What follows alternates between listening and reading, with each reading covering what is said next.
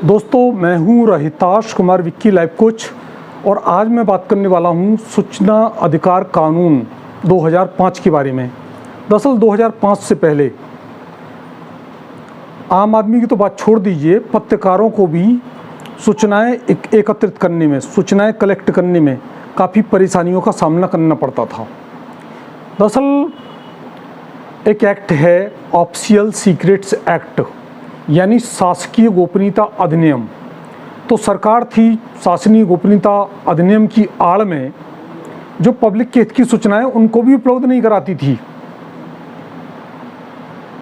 तो देखिए, जो देश की एकता अखंडता का मैटर है, राज्य की सुरक्षा का मैटर है या किसी की मानहानि का मैटर है, तो ठीक है, वो सूचनाएं उपलब्ध नहीं कराई जानी चाहिए, लेकिन इनकी आड़ में सूचनाएं रोकी भी नहीं जानी चाहिए। सूचना अधिकार कानून के 3 उद्देश्य हैं। पहला उद्देश्य है जो सरकारी काज है, जो सत्ता में बैठे लोग हैं, जो शासन और सरकार में बैठे हुए लोग हैं, उनके काम काज में पारदर्शिता आए, ट्रांसपेरेंसी आए। पहला कार्य सूचना अधिकार कानून का। सूचना अधिकार कानून का दूसरा कार्य है अधिकारियों में और जो सत्ता में बैठे हुए लोग हैं उनमें एक जिम्मेदारी की भावना बनना कि वो जनता के प्रति जवाबदेह हैं, जनता के प्रति उत्तरदायित्व है उनका।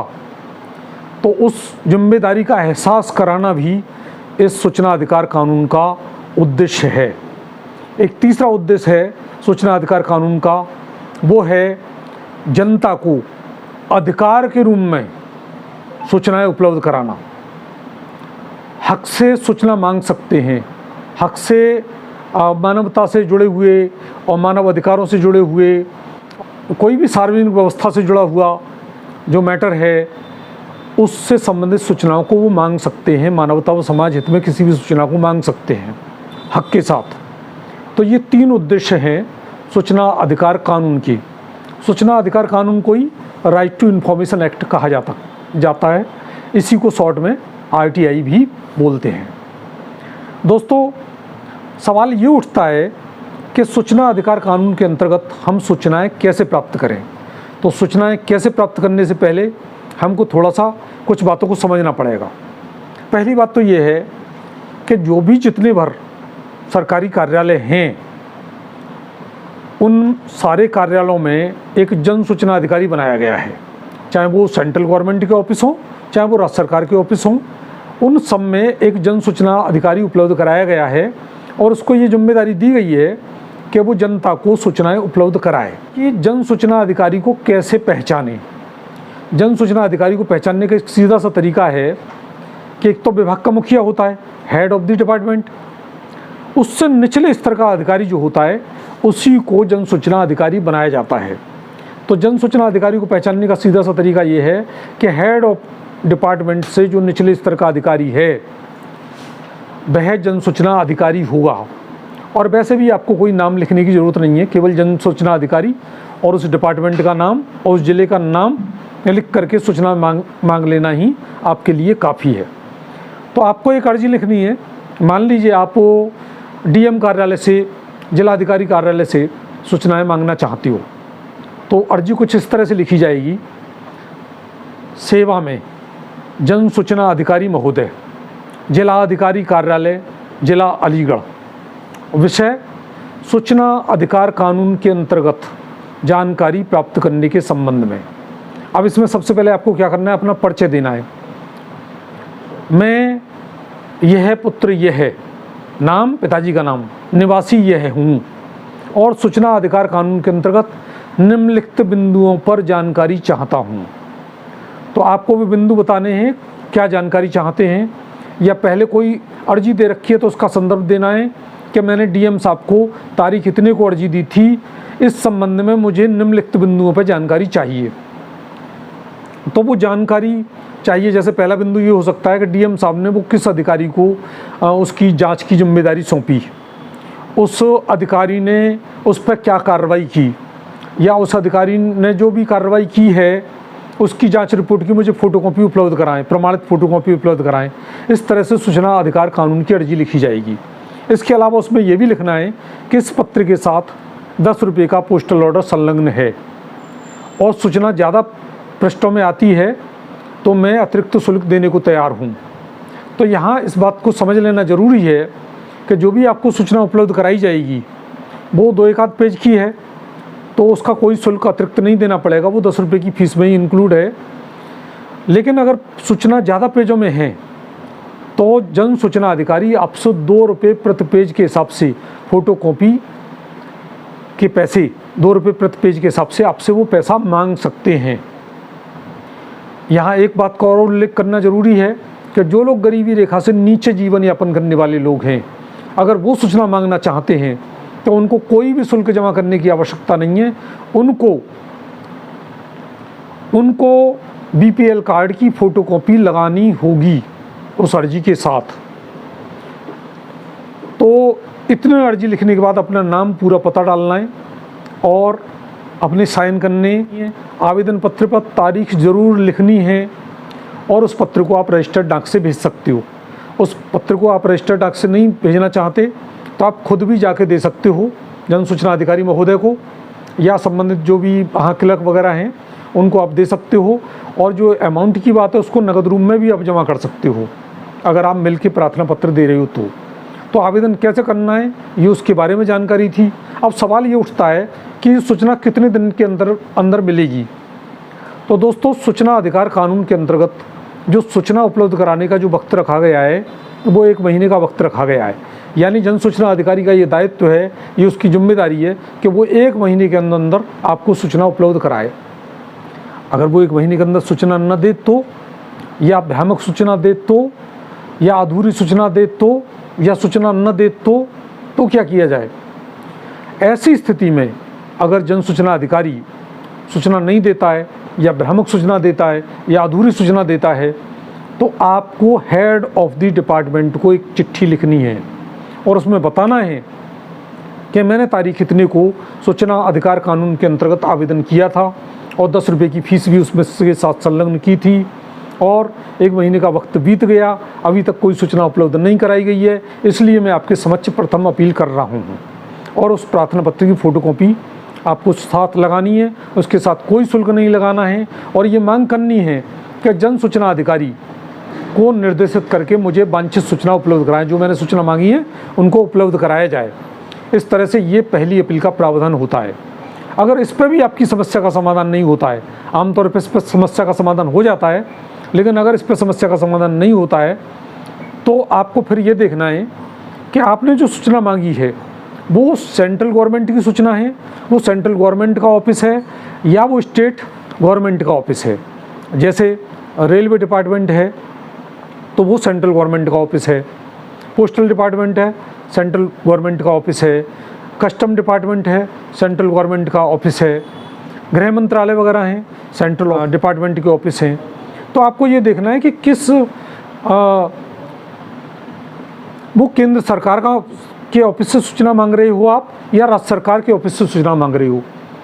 और राज्य सरकार के ऑफिस से सूचना मांग रहे हो तो राज्य सरकार प्रदेश स्तर पे सूचना आयोग नियुक्त किए गए हैं जो कि प्रदेश के मुख्यालय में बैठते हैं। जैसे उत्तर प्रदेश सूचना आयोग का जो कार्यालय है वो लखनऊ में है, इसी तरह अन्य प्रदेशों के जो सूचना आयुक्त हैं वो अपने अपने प्रदेश की राजधानियों में बैठते हैं। और रही बात जो सेंट्रल गवर्नमेंट के ऑफिसेज हैं उनकी अपील दिल्ली में केंद्रीय कार्यालय है, केंद्रीय सूचना आयोग है, उन सब की अपील वहाँ भेजी जाती है। तो इस बात का आपको ध्यान रखना आवश्यक है कि वो अपील राज्य सूचना आयोग में का ऑफिस है तो राज्य सूचना आयोग में भेजी जाएगी, सेंट्रल गवर्नमेंट का ऑफिस है तो वो सेंट्रल गवर्नमेंट के ऑफिस में भेजी जाएगी। तो अब ये आयोग है वो क्या कार्रवाई कर सकते हैं? आयोग दरअसल 25,000 रुपये तक जन सूचना अधिकारी पे, जो मुखिया है, जो डिपार्टमेंट है, उस पर 25,000 रुपये तक का जुर्माना कर सकते हैं। वो जुर्माना 500 रुपये प्रतिदिन के हिसाब से 25,000 रुपये तक जुर्माना हो सकता है। और क्या कर सकते हैं आयोग वो उन अधिकारी के खिलाफ कार्रवाई भी कर सकते हैं। और क्या कर सकते हैं आयोग आपको जो आपने मानसिक त्रासदी सही है उसका हर्जा खर्चा भी दिलवा सकते हैं आपने अगर ऐसी कोई मांग की है तो ये सूचना अधिकार कानून का पूरा प्रारूप है। और इसमें कुछ जो मानवता से और मानव अधिकारों से ऐसे मामले जिनमें मानव अधिकारों का उल्लंघन हो रहा है, जैसे अवैध हिरासत के मामले या कोई ऐसी घटना दुर्घटना जो मानवता को काफ़ी नुकसान पहुंचा सकती है, ऐसे मामलों की सूचना 1 महीने के बजाय 48 घंटे के अंदर दी जाएगी। ये सूचना अधिकार कानून में प्रावधान है। और जिन मामलों में 1 महीने तक सूचना उपलब्ध कराए जाने का प्रावधान है, अगर वो अधिकारी 1 महीने तक सूचना उपलब्ध नहीं कराता है, बाद में सूचना उपलब्ध कराता है, तो आपको जो अतिरिक्त जो 2 रुपये की फीस होती है वो आपको फीस देने की आवश्यकता नहीं है, ऐसा प्रावधान है। यहाँ एक बात और कहना ज़रूरी है कि ये जो नियम है, ये जो अधिनियम है, ये सरकारी कार्यालयों पर मतलब शासन पे सेंट्रल गवर्नमेंट, स्टेट गवर्नमेंट और सरकारी जितने ऑफिस हैं उन पर नियम लागू होता है, या ऐसी संस्थाओं पे लागू होता है जो सरकार से अनुदान प्राप्त करती हैं, लेकिन जो प्राइवेट संस्थाएं उन पे लागू नहीं होता। लेकिन सवाल ये उठता है कि हम प्राइवेट संस्थाओं से भी कैसे सूचना हासिल करें। तो दोस्तों, हर प्राइवेट संस्था भी किसी न किसी सरकारी डिपार्टमेंट से रजिस्टर्ड होती है। जैसे मान लीजिए कोई कॉलेज है, कोई इंटर कॉलेज है, वो जिला विद्यालय निरीक्षक के उनका जो प्रभारी अधिकारी है वो जिला विद्यालय निरीक्षक होता है। तो आप उस कॉलेज के बारे में, उसके यहाँ कितने स्टूडेंट्स हैं, फीस का क्या प्रावधान है, या स्कूल से संबंधित कोई भी जानकारी आप चाहते हैं, तो आप जिला विद्यालय निरीक्षक को आवेदन लिखेंगे, 10 रुपये की चिट्ठी लगाएंगे, 10 रुपये का पोस्टल ऑर्डर लगाएंगे, तो जिला विद्यालय निरीक्षक कार्यालय संबंधित कॉलेज को लिखेगा और वो जानकारी आपको उपलब्ध कराएगा। तो दोस्तों, मैंने आपको प्राइवेट संस्थाओं से भी किस तरह से जानकारी ली जा सकती है उसका भी मैंने आपको फंडा बताया, और मैंने आपको बताया कि जो मानव अधिकारों का उल्लंघन करने के वाले मामले हैं उनमें 48 घंटे के अंदर सूचना उपलब्ध कराए जाने का प्रावधान है। तो इस बात को भी आपको नोटिस में करने की ज़रूरत है। आप किस ऑफिस से सूचना ले रहे हैं, वो सेंट्रल गवर्नमेंट का है या वो स्टेट गवर्नमेंट का है, क्योंकि अपील अगर सूचना नहीं मिलती है तो अपील सेंट्रल जो आयोग है वहाँ से मिलेगी, उसका निपटारा वहाँ से होगा नई दिल्ली से, और स्टेट का है तो स्टेट के इलाके से होगा। दोस्तों, अलग अलग स्टेट में फ़ीस का प्रावधान अलग हो सकता है, कहीं 20 रुपये हो सकते हैं, कहीं 50 रुपये फीस के हैं, उत्तर प्रदेश में 10 रुपये हैं, हरियाणा में 20 रुपये हैं, कई जगह 50 रुपये हैं। तो आपको ये देखना है कि जो इलाके की फ़ीस है वो फ़ीस को आप पेमेंट करना है। फ़ोटोकॉपी का 2 रुपये प्रति पेज के हिसाब से देना पड़ता है। दोस्तों, ये व्यवस्था है सूचना अधिकार कानून की, राइट टू इन्फॉर्मेशन की जो व्यवस्था है, RTI की जो व्यवस्था है, ये त्रिस्तरीय व्यवस्था है। इसमें पहले स्तर की व्यवस्था है, हर डिपार्टमेंट में जन सूचना अधिकारी बनाए गए हैं सूचना देने के लिए। दूसरे स्तर की व्यवस्था है, हेड ऑफ द डिपार्टमेंट बनाए गए हैं, मुखिया उत्तरदायी हैं। अगर जन सूचना अधिकारी सूचना उपलब्ध नहीं करा रहा है तो आप हेड ऑफ द डिपार्टमेंट के पास जा सकते हैं, उसके मुखिया के पास जा सकते हैं। नंबर तीसरे स्तर पे अगर यहाँ तक भी आपकी समस्या का समाधान नहीं होता है तो आप स्टेट गवर्नमेंट का मैटर है, राज्य सूचना आयोग के यहाँ, और सेंट्रल गवर्नमेंट का मैटर है तो केंद्रीय सूचना आयोग के यहाँ आप अपील कर सकते हैं, और ये आपकी शिकायतों का निपटारा कराएंगे, आपको हर्जा खर्चा भी दिला सकते हैं, और जन सूचना अधिकारी पर संबंधित विभाग पर आप फाइन भी कर सकते हैं, उनके खिलाफ अनुशासन कार्रवाई भी कर सकते हैं, अनुशासनात्मक कार्रवाई भी कर सकते हैं। ओके, तो दोस्तों, ये थी सूचना अधिकार कानून के बारे में जानकारी। आप मान लीजिए SC को, ST को, OBC को या माइनॉरिटी को बिलोंग करते हैं, या महिलाएं हैं, और अपने से जुड़े किसी मामले को आप जानकारी चाहते हो तो आप संबंधित डिपार्टमेंट को सूचना अधिकार कानून के अंतर्गत आवेदन करें। आप रिजर्वेशन वगैरह की स्थिति जानना चाहते हो, कितने पद भरे गए, कितने नहीं भरे गए, तो उसके बारे में भी आप RTI को डाल के सूचना प्राप्त कर सकते हैं। दोस्तों, ये RTI एक हथियार है मानवता के लिए और समाज हित में काम करने के लिए। भ्रष्टाचार को चीर देने का हथियार है, भ्रष्टाचार को ख़त्म करने का अधिकार है। तो दोस्तों, इस अधिकार का आप इस्तेमाल कीजिए और बने रहिए हमारे साथ। दोस्तों, ये वीडियो आपको कैसा लगा हमें अपनी राय से अवश्य अवगत कराइए। इस चैनल को लाइक कीजिए, शेयर कीजिए, सब्सक्राइब कीजिए। Thank you, thanks a lot.